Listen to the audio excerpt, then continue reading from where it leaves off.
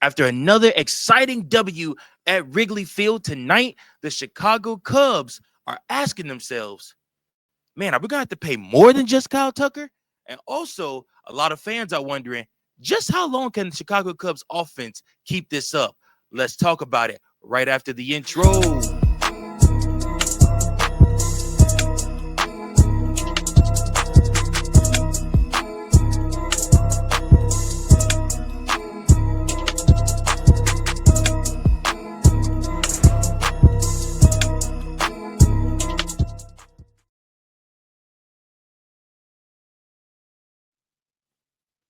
Welcome in, Chicago Cubs Central C3 fam. It's your boy Mike Jones back again with another episode of Chicago Cubs Central. Super excited to be here with all of you talking Chicago Cubs baseball. And you know how we do when the Chicago Cubs win. We got to fly that W. Chicago Cubs get the 7-6 clutch win over the Los Angeles Dodgers. And man, was it a beaut today. Guys, listen, the Chicago Cubs came into this game and it was not looking good at first after Teoscar Hernandez singled to left and scored Barnes and Michael Conforto. And then Ohtani obviously went to second. Chicago Cubs go down 2-0. But then the star of the game, Pete Crow-Armstrong, and you said that name, you're going to hear it a lot. Pete Crow-Armstrong homered to left center and scored Swanson, Horner, and obviously himself. Chicago Cubs took a 3-2 lead.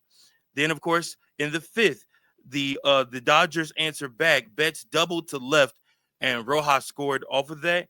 And then Teoscar Hernandez in that same inning, homer to left, and Betts scored. The Dodgers would take a 5-3 lead.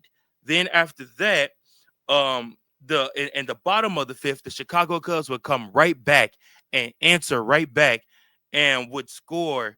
It would score 2 runs on a Swanson single. Turner would score and Tucker would score off of that. Swanson the second and Bush the third. Then in that same fifth inning, Pete Crow-Armstrong was single to center and Swanson would score, and the Chicago Cubs would take a 7-5 lead. And then Paez would homer in the sixth inning. And then after that, there would be no more scoring. The Chicago Cubs bullpen, hear me clear, bullpen would come in and lock things down. Coming out of the bullpen, you had Daniel Palencia coming in the seventh, and then Julian Merriweather working the eighth, and then Porter Hodge working the ninth. Yes, that's right. No Ryan Presley. No, he is not injured as far as we know. No, he has nothing going on with him as far as we know. Craig Counsell just liked the splits with having Porter Hodge out there against these Dodgers. And I'll be doggone if he didn't go 1, 2, 3 to end the game. Porter Hodge, man, got to get that man some credit. He looked very good out there tonight and last night. And the Chicago Cubs sweep this 2-game series against the Dodgers, and the Chicago Cubs win the season series. Now, I need you guys to revert back to a month ago in Tokyo. The Chicago Cubs dropped 2 games to those Los Angeles Dodgers. And then after that, the Chicago Cubs go to Los Angeles, play those same Dodgers again, take 2 out of 3 in Los Angeles. And then after that, this week, fast forward to this week, and the Chicago Cubs win both games this week, winning the season series 4-3 over the Dodgers. And man, one thing that I can tell you guys is this offense is so much fun to watch. These guys are fun baseball players. And why would I say they're fun baseball players? Because they're resilient baseball players. This Chicago Cubs team is not going down without a fight this year. These guys have each other's back. I think they've shown that through the first month. I think we've seen more than enough of a sample size to tell you that these guys are for real. And listen, let me tell you something. These guys are for real in the NL Central, and these guys are for real in the NL, the National League as a whole. Now, again, we have the Philadelphia Phillies coming in on Friday, a 1:20 start time. We will see how the Chicago Cubs fare against the Phillies this coming weekend, because the Phillies got big bats just like the Cubs got big bats. You got to deal with Bryce Harper. You got to deal who loves playing at Wrigley Field. You got to deal with Kyle Schwarber, who loves playing at Wrigley Field. You got to deal with Nicholas Castellanos, who loves playing at Wrigley Field. So, like I said, for two of those guys, it's going to be kind of a homecoming because Schwarber and Castellanos are both former Cubs. So, I mean, again, it's going to be interesting to see what the Chicago Cubs figure out and what their pitchers have in store and see if they can keep the ball in the ballpark against this hard-hitting team. But to be honest with you, if they did it against the San Diego Padres, if they've done it against the Dodgers, if they've done it against if they've done it against the Rangers, then I don't see why they can't do it against the Phillies. So we'll just have to see what the pitchers have in store. Hopefully, Tommy Hotovy and those guys have a plan. But the Chicago Cubs do improve to 16-10. They improved 16-10 in this game, largely on the part of Pete Crow-Armstrong. That's right.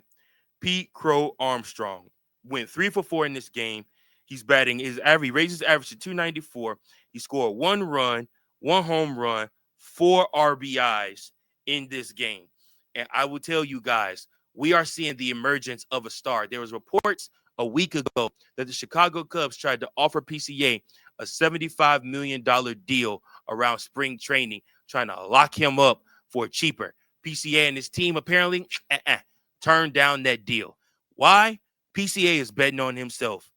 And if he's going to play like this, he's getting ready to get paid, y'all. PCA is getting ready to get paid. The Chicago Cubs are going to have to fork over some dough. And you're not going to be able to get the discount that you got like you got with is not going to be able to get the discount like you got with Nico or like you got with Ian Happ. You're going to have to pay PCA because he's young, he's fast, he's athletic, he's energetic, and he's fun to watch. PCA, and I told you guys earlier this year on the old channel, I did an episode where I said PCA has all the makings of a superstar. There's no reason why he won't be in the Golden Glove conversation this year. There's no reason why he won't be in the Silver Slugger conversation this year. 2 to 3 years from now, PCA will be in that MVP conversation. If he continues to swing the bat like this, if he can find this type of stroke, if he can be this clutch for this team, there's no reason why in 2 to 3 years you can't put him in that MVP conversation.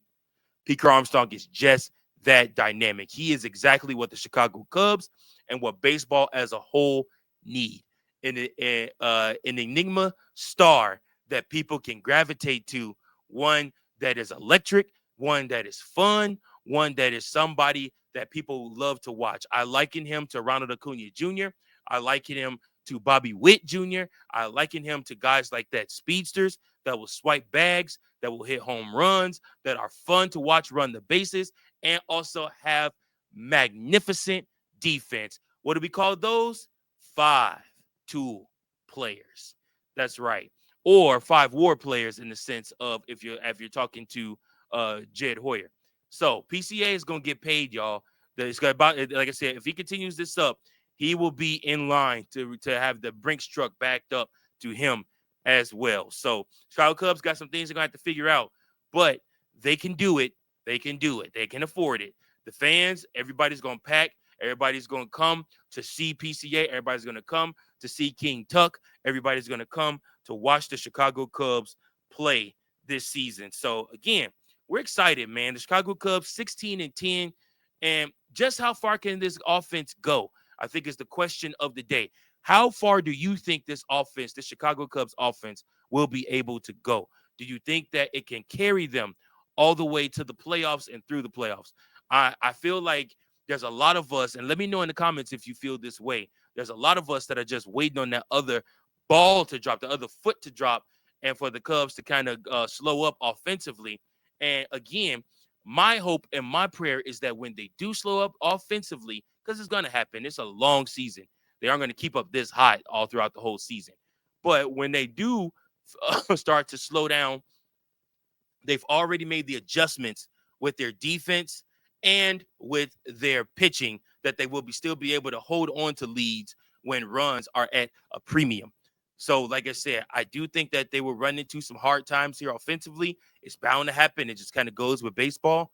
But at the same time, they still have to win these games. And they got to figure out different ways to win these games. And I love the fact that Craig Counsell is managing his booty off, trying to figure out ways to win these different games. That Padres series, to me, was probably Craig Counsell's best managed series this season. I love his call tonight to put in Hodge instead of Presley.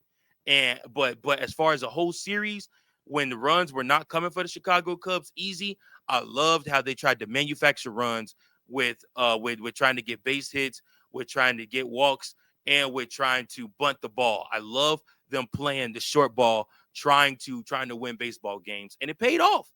Like I said, it paid off. The Chicago Cubs could have won all three of those games. Only took two against the Padres. I'm talking about the Cubs versus the Padres at Wrigley Field. But again, like I said, man, the Chicago Cubs are on a roll. They are fun to watch. They're one of the hottest teams in baseball, and it's due to the play of PCA, of Ian Happ, of Kyle Tucker, and guys like that. And Carson Kelly, can't forget about him. And you really can't forget about Nico Hoerner either. Dansby Swanson finally had a showing today. He went 2 for 4 in today's game, so his bat starting to pick up a little bit too. Let's see what he could do in this Philly series.